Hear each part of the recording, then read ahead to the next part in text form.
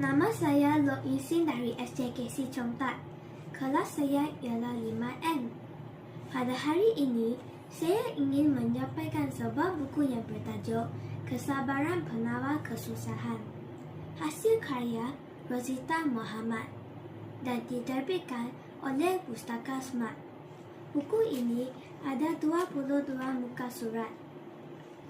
Secara ringkasnya, buku ini menceritakan tentang watak-watak yang menghadapi pelbagai masalah seperti kesusahan hidup, tekanan emosi dan cabaran harian.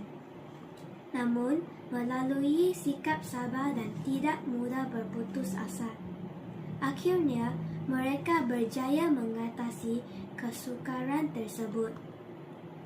Setiap cerita dalam buku ini menunjukkan bahawa kesabaran adalah kunci utama untuk mencapai kejayaan dan bahagian.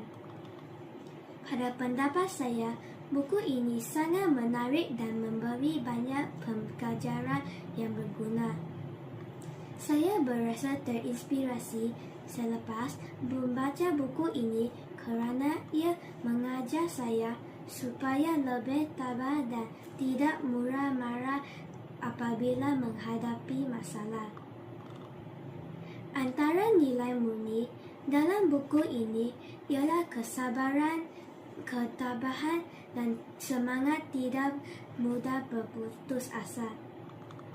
Kesimpulannya, buku ini sangat sesuai dibaca oleh pelajar kerana dapat membentuk sikap yang baik.